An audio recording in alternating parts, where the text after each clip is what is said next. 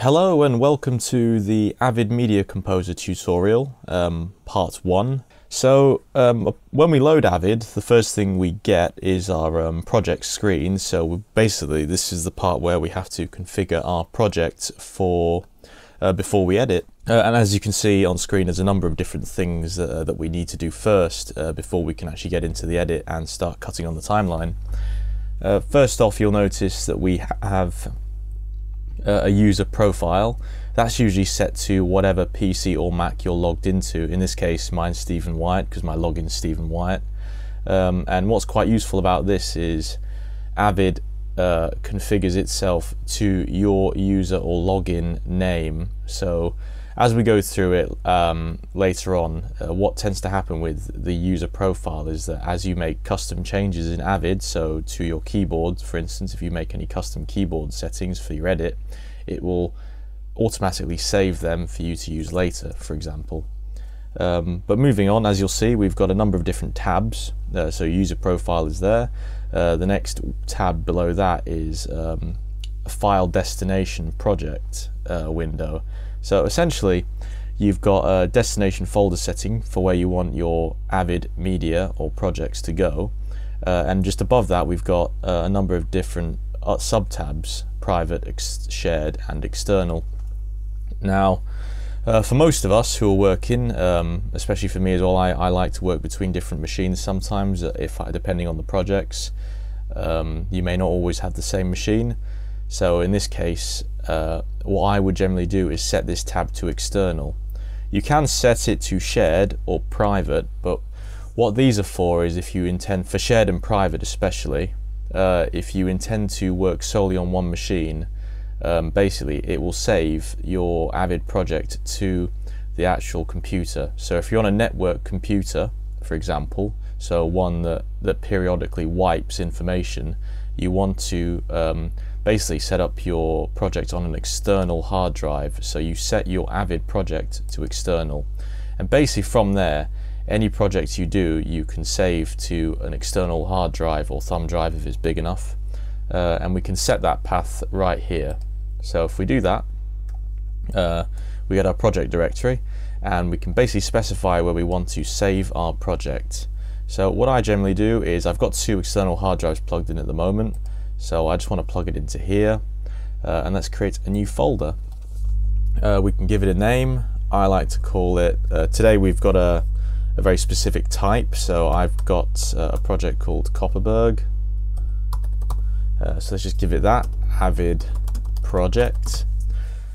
And essentially the way Avid works is it prefers to basically create 2 folders, one for its media and one for the project. So we've created one folder for just your Avid project file. So this Avid project folder will not keep your media, so any audio or video or graphics, music, etc. that you have, that's kept separately, which you can find right here below, which I've done already. And if you look, I've already got my audio and my video footage already organized, and other assets that I have that I need to make this particular project work. But we've created a new folder anyway called Copperberg Avid Project. I always like to suffix most of my projects with the project name and then label it as Avid Project, and then keep the project files separate, so the media is all separate, so I know where to find them in the future. So moving on, we've got a new folder. Let's open it in there. And as you can see, it's updated now in the project window. So now we know that it's going to go to an external hard drive, and it's in here. So just double check it's set to external, and now we can create a new project.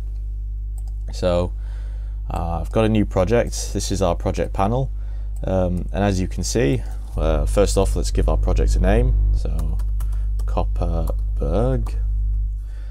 And then we need to figure out basically what we need to do, our source resolution. We need to figure out what our source resolution is, and the first way to do that really is speak to your cinematographer or director of photography or camera operator, find out what camera they used and what codec and source resolution that the camera files were generated in. In this case, this is on a Canon camera shot at HD 1080p progressive 25 frames per second. So I know that because I shot it. So to do that, we can just go through our project. As you can see, there's a number of different source resolutions. So you've got everything from Ultra HD, which is near 4K, which you find here. You've got 2K, HD in its various two flavors, as well as standard definition, NTSC and PAL.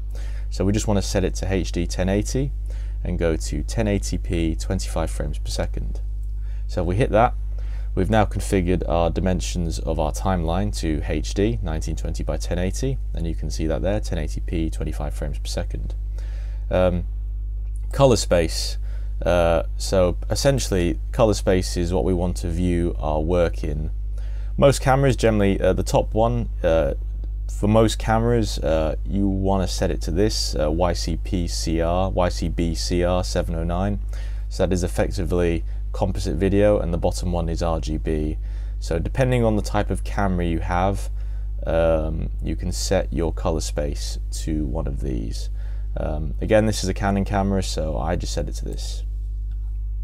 Sub note, for most cinema cameras, so for those of you shooting on the VariCam LT, and if you decide to use an external recorder on a C200 or shoot in RAW and transcode your footage, RGB 709 is what you want. So anyway, let's go ahead and set our color space to that. This tab here is a film indicator, so if you ever work with film, you can actually set the different gauges on here, but for today we don't need that. Stereoscopic, we don't need that, that's for 3D setup. So in this case, we don't need it for this project because it's a normal 2D show. So let's just keep that off. And obviously you've got your aspect ratio here, our frame rate's locked off, which is good. And everything's good to go, so let's just press OK. So Avid will generate the project, and as you can see now, it's popped up here. One good thing to note is if you click shared or private, you would have noticed the Kopparberg project has now disappeared, because Avid, like in just the way it works, is it likes to separate the projects out, so anything from the main computer is kept separate from anything that you plug in externally. I'm not sure why it does that, but I think it's just so it can keep things nice and tidy, so you don't end up having lots and lots of projects. So if that ever happens to you, just remember to have this highlighted on external, and you can just go ahead and proceed with your opening your project. So let's select that and click OK and open it. So first thing you'll see when Avid opens up is that it automatically creates a new bin, and it gives it the name of your project that you've set. So in this case it's Kopparberg bin, and that relates to this bin here. So bins are useful for putting in and managing your assets. So assets can be audio and video. What I generally like to do is I like to create separate bins for different projects. So the first thing I would do is I usually create a video rushes bin, and then I usually create, oops, just get rid of that. I usually create an audio rushes bin, and that's usually my first starting point with my project. So that's the end of this particular tutorial. We'll look at the layout of Avid in part 2. So thank you for watching. Okay, take care, bye bye.